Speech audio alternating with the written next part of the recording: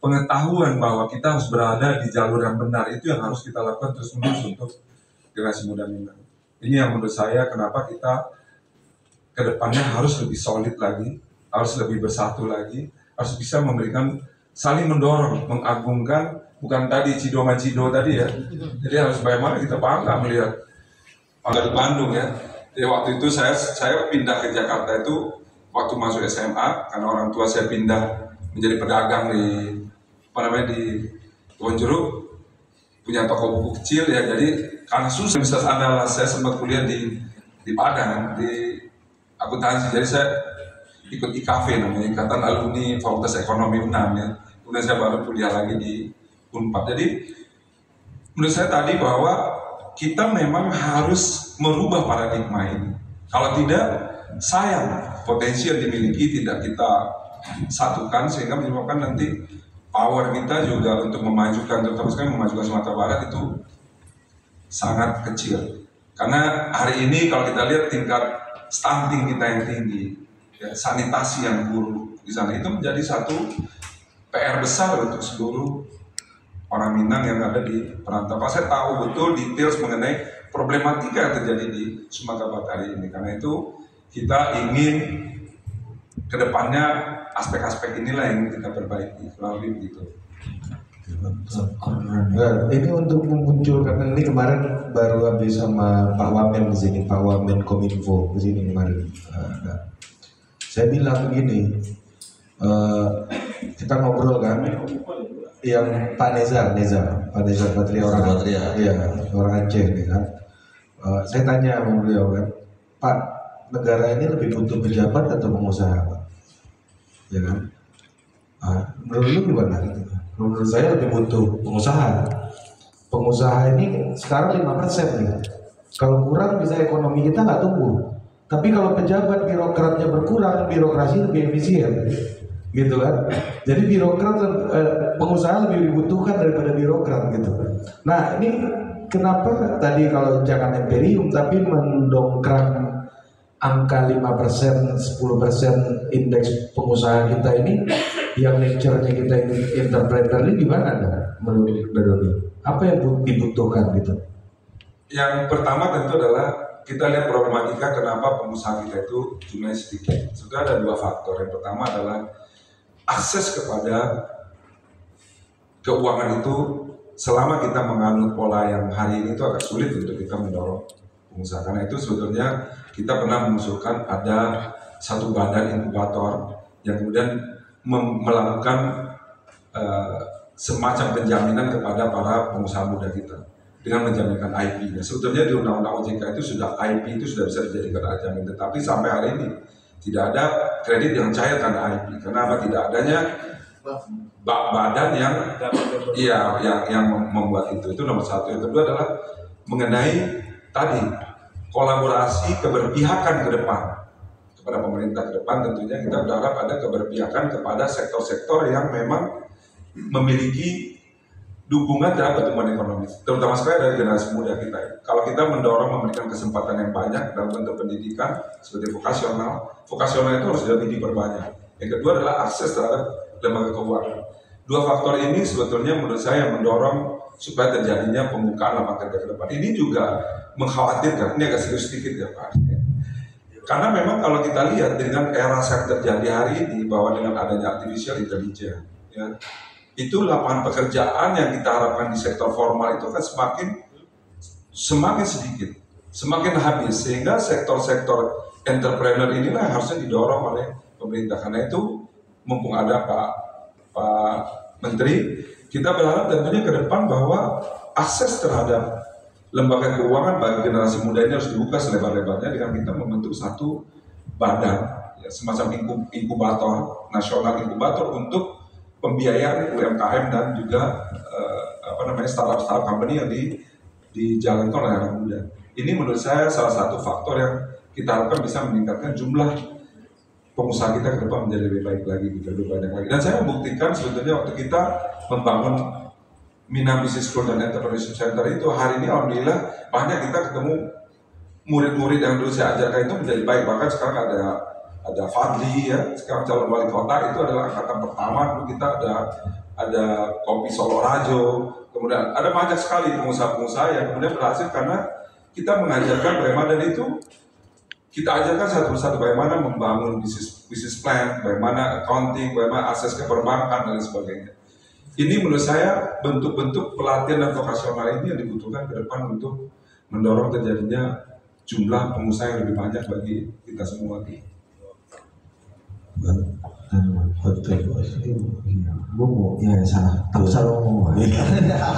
Lu ngerti nggak tadi? Oh, ngerti kan?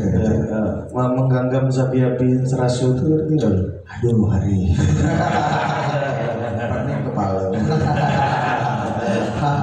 Saya balik aja dulu lagi. Iya. Nah, jadi lu nggak pernah nanya soal Pak Jokowi ke Jenderal Hasan? Iya. Gimana Bang Jokowi ini? Ya ada satu yang Bang Hasan juga tadi sempat angkat gitu ya. Ini kan Ari juga udah nanya. Ini kan kultur kekuasaannya kita tahu lah. Ini kultur kekuasaan, kultur dominannya Jawa. Ya Jawa. Di birokrasi juga seperti itu gitu kan. Nah ini juga kan butuh penyesuaian segala macam gitu kan. Apa yang harus disesuaikan pertama ngadepin orang-orang ini? Betul. Silakan juga. Ya. Ada berapa maksudnya? Mereka beradaptasi dengan kultur yang sangat Jawa, yang sangat simbolik, sangat penuh kekuatan kita itu kekuatan orang Minang. Kalau jadi dan grupnya Jenderal Luhut Panjaitan kan nggak perlu tekan teki terlalu banyak kan ya kan. Kutumu mulutmu sana ada gitu-gitunya ya kan. Kau katanya. Iya. Bapak Pak Luhut Jenderal mau pindah ke IKN. Kau mau pindah kau? Iya. Aku di sini. Kau mau nggak? Jenderal yang bikin aturan. Gitu. Ya, dan sekarang Jenderal Luhut mengaku kepada kita udah lagi berlatih untuk memanggil Pak Prabowo presiden. Ya. Meskipun Pak Prabowo sendiri katanya Riku ini. Ya Riku aku bang. Ya Riku aku. Nah tadi aku kalau keceplosan dipanggil di luar, kan gak enak aku sama kau. Ada gitu. Jadi nggak terlalu banyak teka-teki. Ini gimana Jenderal? Cerita mendampingi. Ya.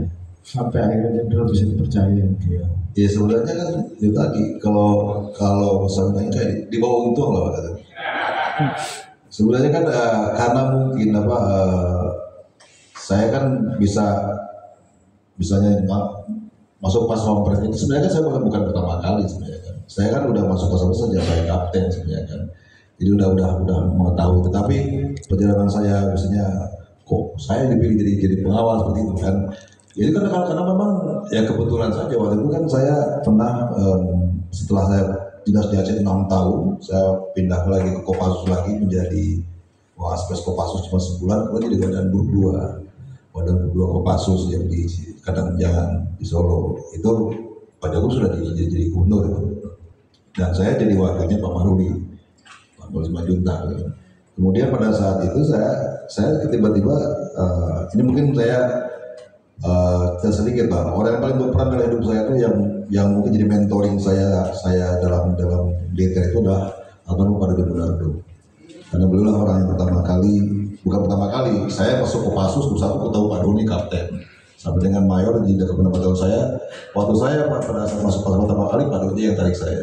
Nah waktu saya pada kedua itu saya karena masuk Kopassusnya sudah telat karena lama di luar. Teman-teman sudah kolonel, teman-teman saya itu sudah jabat kolonel. Saya masih Wadah Grup, itu jabatan Letkol. Sehingga waktu itu Pak Doni Munardo, udah kamu ikut saya ke Pas Pampres. Nah Pak Doni itu di Pas Pampres menjadi dan Pas Pampres. Zaman PSBY, masa peralihan 2014, saya pindah ke Pas Pampres menjadi asisten perencanaan dan anggaran di situ di Pas Pampres.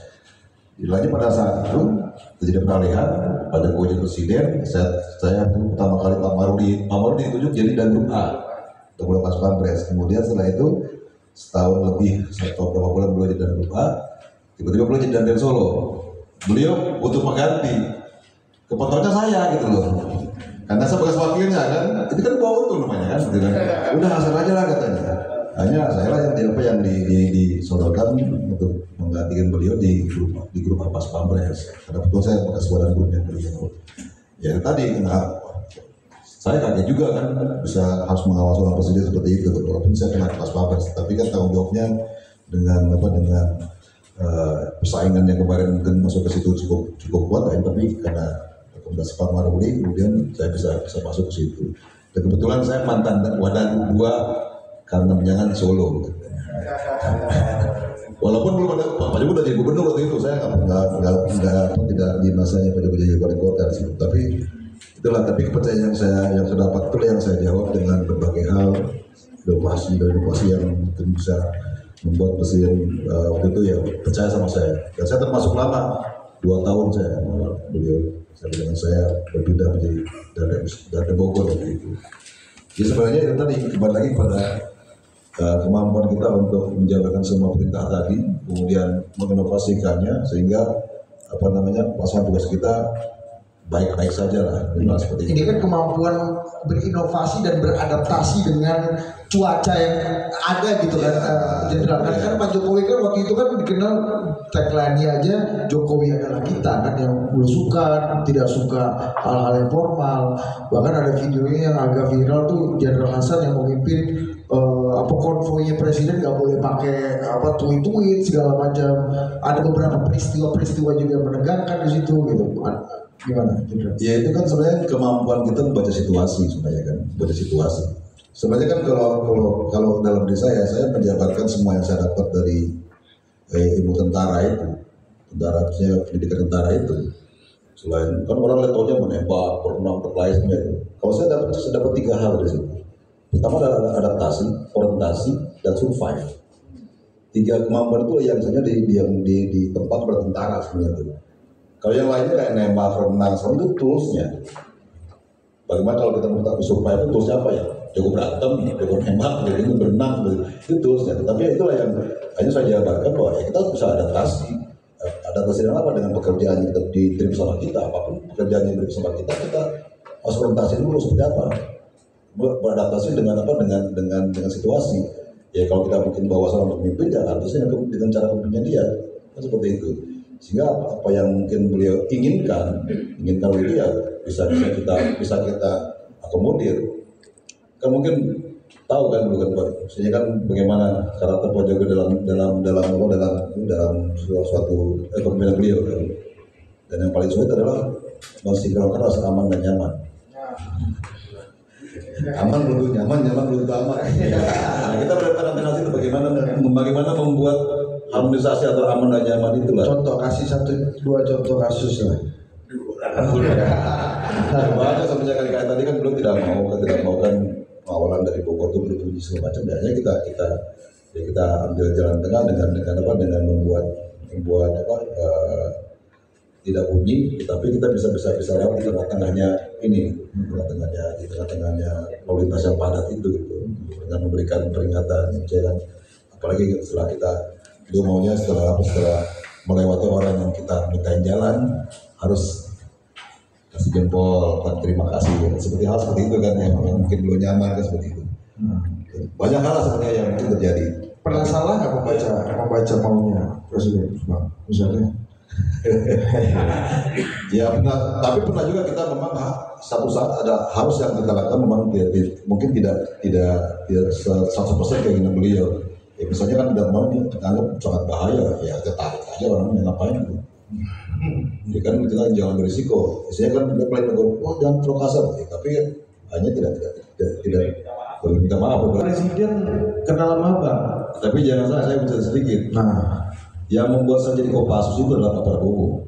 Wah, tunggu. Gimana ini? Karena saya Letnan 2 tahun 94 selesai tugas kecamatan itu, kita sekolah terjun di Batu Jajar dan kita diseleksi untuk masuk Kopassus pada saat itu. Komandan Pustiknya adalah Pak Prabowo. Oh. Kolonel waktu itu beliau, Komandan Pustiknya. Dan beliau mau seleksi letting angkatan saya, karena saya 93 itu, dan itu yang terbanyak yang beliau pilih waktu itu. Apa yang bikin abang yakin, jenderal yakin sama Pak Prabowo itu? Ya, untuk masuk itu diyakinkan. Bukan, karena memang kita udah waktu itu kan saya punya tekad kalau jenderal jangan tanggung-tanggung. Oh, oke. Saya masuk Kopassus gitu. Iya. Level tertinggi kita ambil gitu kan. Iya. Cerita yang di Halim itu. Ketemu Pak Jokowi sama Pak Prabowo ketemu. Lu mau ngarahin jenderal dari? Barang-barang ada nih. pembicaraan yang tidak pernah ada itu. Jadi itu kita kan dua masuk saya pendidikan kecamatan sekolah terjun diseleksi masuk ke Pasus itu untuk kepada posisinya Pak Prabowo kepada jenderalnya Pak Menarut. Jadi itulah pertama kali kita. Tapi apa value yang Jenderal waktu ambil gitu dari leadership Pak Prabowo yang mungkin nggak panjang juga dialaminya gitu Jenderal? Bukan panjang malah sangat panjang. Waktu pada saat beliau dan Bukti kemudian menyeleksi kita masuk ke Pasus dan kita akan terjadi yang paling banyak ada 40 orang dan baru terjadi waktu itu bahwa satu angkatan diambil 40 orang 2 gelombang latihan komando. Dan setelah itu setelah saya berdinas pada saat saya bertugas di Kopassus, waktu juga Pak Prabowo udah jemput Kopassus dan pembentukan batal di Kopassus itu Pak Prabowo yang menginisiasi semua. Dan memang beliau seorang visioner karena beliau waktu sudah membuat berbagai perubahan yang sangat signifikan untuk Kopassus pada saat itu. Ya. Dan gimana rasanya dekat Pak Jokowi waktu itu berhadapan sama Pak Prabowo ini Jenderal? Karena dia kan orang yang Jenderal idolakan juga lah dulu kan. Ya kita kan tergantung tugas kita masing-masing. Kita profesional dengan tugas kita kan. Dan beliau pun nggak kalau ketemu ya masalah memang dia tahu kita siapa dari dulu seperti itu. Iya. Nggak ada masalah dengan itu. Iya. Dan memang ya setiap tahun kita kan kumpul di Cijantung. Setiap ulang tahun Kopassus kita kan kumpul di Cijantung semua danjen masuk itu kita bersilaturahmi nggak pernah putus seperti itu. Bahkan waktu saya danjen pun ya kita bersilaturahmi dengan semua sesuatu itu karena Kopassus itu kopsnya sangat kuat sampai sekarang. Ya. Lalu Jenderal waktu peristiwa 14 dan 212 itu kan dan grup aja Jenderal ya waktu itu ya. Ya dulu kesel nggak sama Pak Prabowo ada peristiwa itu? Kan ada hubungannya Pak Prabowo. Oh nggak ada hubungan ya? Kalau petanya Bang Hasan itu ada juga ya. Kita kan konteks kita waktu itu kan pengamanan presiden kan, dari berbagai macam hawatan tantangan yang ada. Kita biasanya ya mengantisipasi berbagai hal yang mungkin terjadi. Kita sudah punya data intelijen tentang siapa yang mungkin terlibat waktu itu di 14 di 212. Maaf ya Jenderal ya, Budi ini waktu itu banyakkan baca Twitter. Ada Budi di sana waktu itu. Iya, saya punya pengalaman tuh dulu. Pas di sana lagi 411 kan pada pakai menteri kan, pakai odol gini kan Jenderal. Keluarlah Pak Wiranto Jenderal Menko Polhukam ini kan. Gimana Pak? Ini Pak, ya tatkala ini sudah semakin buruk, maka tatkala ini kita harus berhati-hati. Maka tatkala belum ada 2 menit tatkala ya. Ini apa nih kayak mencari ketiak ular gitu nih kan. Susah juga. Ini pengalaman Jenderal. Udah nih Pak Wiranto cabut kan. Kita langsung bikin berita Jenderal. Dipilar Bang. Keluar Jenderal dulu Menko Maritim. Teman-teman wartawan pada nggak mau ngambil. Hubungannya Menko Maritim sama peristiwa 14 kan. Udahlah biar aja lah. Jadi sebagian tetap fokus dengan bikin berita. Saya sama beberapa teman, cobalah kita isen-isen aja gitu. Jenderal dulu. Keluarlah kata-kata dia. Memang kalian siapa Rizik FPI? Kau ini siapa? Aku nggak takut sama kau. Kita di negara nggak takut sama kau. Wah, soundbite semua dia. Padahal nggak ada hubungannya. Itulah Jenderal. Iya, itulah Jenderal Kopassus. Oke, Bang Hasan gimana? Untuk ya tadi dekat dengan Pak Jokowi, sekarang dekat dengan Pak Prabowo juga. Ini kan tembusnya nggak gampang ini Bang. Jalur-jalurnya ini. Kan banyak yang kayak gitu.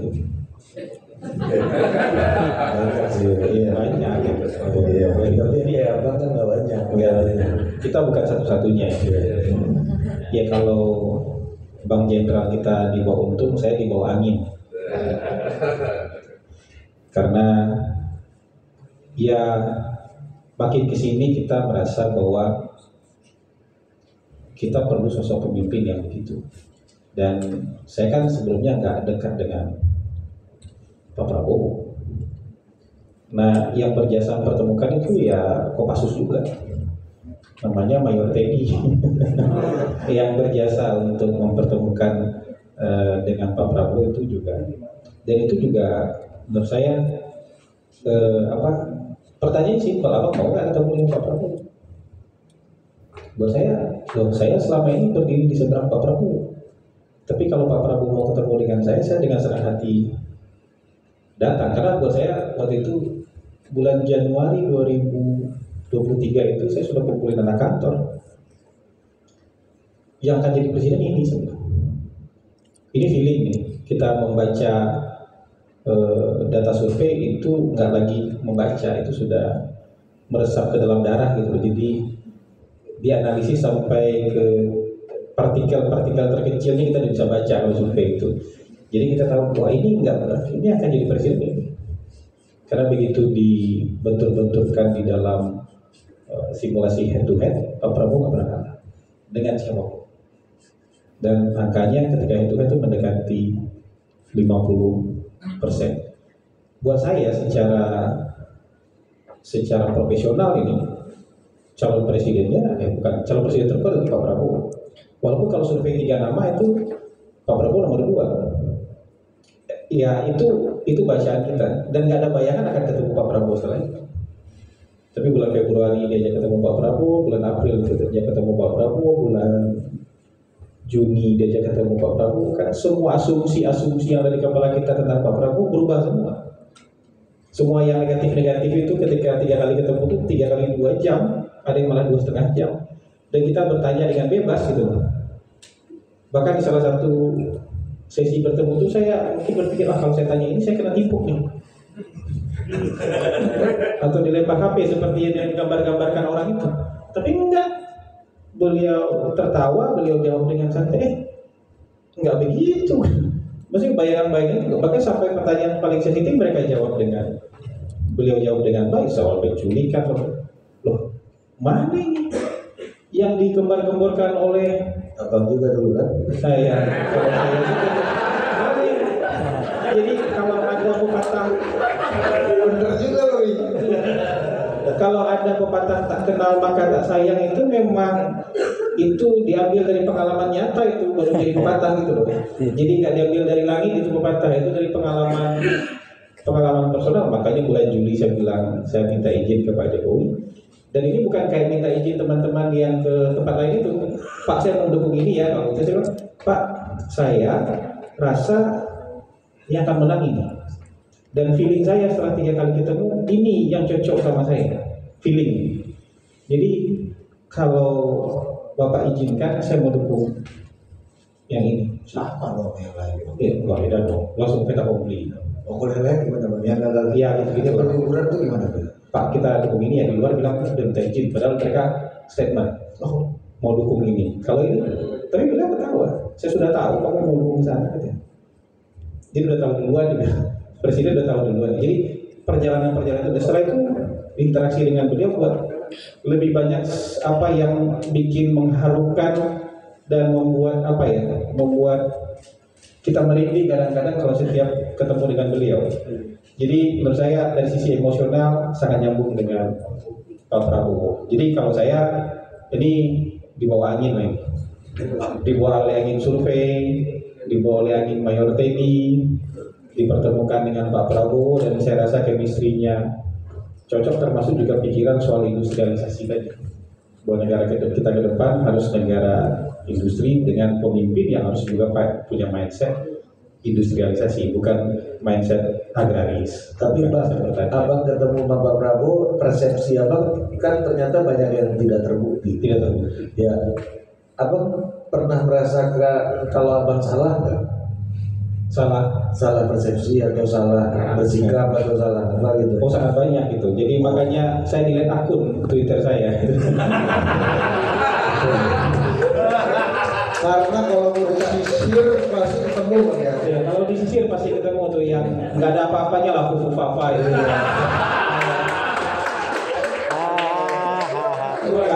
Kalau dibongkar-bongkar ya apa yang saya omongin di tahun 2014, di tahun 2019 itu fufu-fafa nggak ada sesuatu. Nggak apa-apa. Jadi, tapi bukan berarti beliau nggak tahu. Maksudnya beliau terinformasi dengan baik, tapi nah itu kadang-kadang kita menakar perasaan orang yang sudah sampai di level pemimpin itu kayak kita menakar perasaan kita ya kalau baca emosi gitu loh. Ternyata sudah sampai di level itu memang layak orang sampai di level itu gitu loh. Udah nggak ngukur lagi yang kayak begitu-begitu nggak masuk hitungan lagi buat beliau gitu. Artinya Pak Prabowo nggak marah soal Fubu Fafa ini mungkin. Pasti nggak marah, nggak ada di pikiran beliau itu, saya yakin. Karena sudah mikirin negara. Ini kita kecil-kecilan kan juga mikirin negara. Ada yang marah sama kita pun kita nggak mikirin lagi sekarang gitu. Iya. Jadi apalagi di level beliau itu gitu. Jadi nggak gampang tersulut dan nggak terlalu punya banyak waktu juga melihat-melihatnya kayak begitu. Karena kerjanya banyak, jadwalnya padat, ya. Jadi salah kita menakar kalau misalnya bisa digoreng ini, kalau sampai ini bisa retak ini. Menurut saya itu salah. Karena kita yang terang-terang aja beliau tahu ini dulu oposisi yang paling keras, dia rangkul semua. Gak cuma kita semuanya, dia dirangkul. Bahkan mungkin sesama kolega di tentara yang berseberangan beberapa periode dengan beliau dirangkul semua. Menurut saya nggak ada sama sekali itu. Jadi berubah cara berpikir. Pak Yusuf Wanandi duduk di sini ngaku salah persepsi saya sama Pak. Kurang keras apa beliau sama Pak Prabowo. Jadi Dan kurang sombong apa orangnya Pak? Iya, kurang sombong apa Pak Yusuf Wanandi gitu dalam menilai. Ngaku salah, keliru saya nilai Pak Prabowo. Jadi banyak hal yang memang jadi prasangka kita, dan prasangka itu bertahan karena kita nggak pernah mau ketemu, nggak pernah komunikasi, atau bertahan aja dengan prasangka itu, saut-sautan di media sosial, makin menumpuk lah prasangka itu. Nah itu. Jadi ketika ketemu, kita lihat langsung orangnya, kita baca bahasa tubuhnya, kita baca ketulusannya, kita dengar jawabannya langsung. Kan jawaban bahasa tulisan sama bahasa verbal langsung itu kan beda rasanya gitu. Di WhatsApp itu kita nulis daftar aja bisa dianggap ketus, berantem. Kalau apanya kurang A-nya satu dianggap lebih marahnya gitu. Ya kan? Oke-nya kurang E-nya satu kan? Dianggap juga jadi marah. Itu bahasa tulisan bisa. Nah, tapi kalau kita bertemu, nah itu menghilangkan semua syahwat sangka. Jadi silaturahmi bikin umur panjang, benar juga ternyata itu. Bang, di politik itu perlu nggak sih perasaan merasa salah itu perlu? Mengakui ya. Mengakui. Saya baru tahu alasan abang mengganti Twitter tuh, ini baru tahu saya Pak. Ternyata lebih parah daripada itulah. Karena kalau dilihat satu persatu repot carinya banyak sekali gitu loh. Pasti ada pula yang nyangkut ini. Pasti ada yang Abang juga ikut gerakan sholat Jumat di mana itu dulu ikut. Iya. Pokoknya saya itu kalau menyudutkan orang itu sampai betul-betul tersudut. Dan belum akan puas kalau orang itu betul-betul nggak tersudut. Jadi dalam situasi perang, dalam situasi. Jadi ya begitulah. Begitulah kita kan harus berani mengakui. Kita pernah undang, pernah bergejolak, ya, pernah juga melakukan keliruan, dan tapi hari ini beliau terima dengan tangan terbuka. Intinya semua orang pernah Fubu Fafa pada masanya. Jenderal ada pengalaman nggak ya? Soal Prabowo dan kayak musuh-musuhnya apa hal-hal yang kita anggap rumit ternyata buat dia nggak masalah. Jenderal pernah Fubu Fafa juga. Makanya waktu pasal bulan kedua Fubu Fafa juga jenderal itu. Ya, kalau kita dari tahun 2 itu melihat figur kan, figur. Figur pertama yang saya dapat waktu pertama kali ya kan mungkin senior di bagian di militer, kemudian istilahnya masuk ke Kopassus ya, kita figur siapa lagi yang tampilkan keseran ke Kopassus tadi Pak Doni Manado seperti itu, dan banyak contoh-contoh senior yang memberikan pelajaran buat saya. Tapi mana yang bisa kita ambil, kita bisa terapkan dalam diri kita, ya nggak semua juga. Termasuk kan kayak sama saya sangat kagum sama Pak Doni Manado karena itu mentor saya dari zaman datang dulu sampai dengan ya saya kolonel pun seperti itu. Tapi tidak semua bisa saya ambil dari beliau. Cuman perjalanannya kita ikutin, kemudian karakter dan sifat idealis kerja yang sangat kuat kita ikuti seperti itu. Termasuk Pak Prabowo kan membangun itu oleh beliau, istilahnya memang orang yang karakter dengan beliau sangat kuat, kemudian sangat kuat dan visioner, dan memang sehingga dalam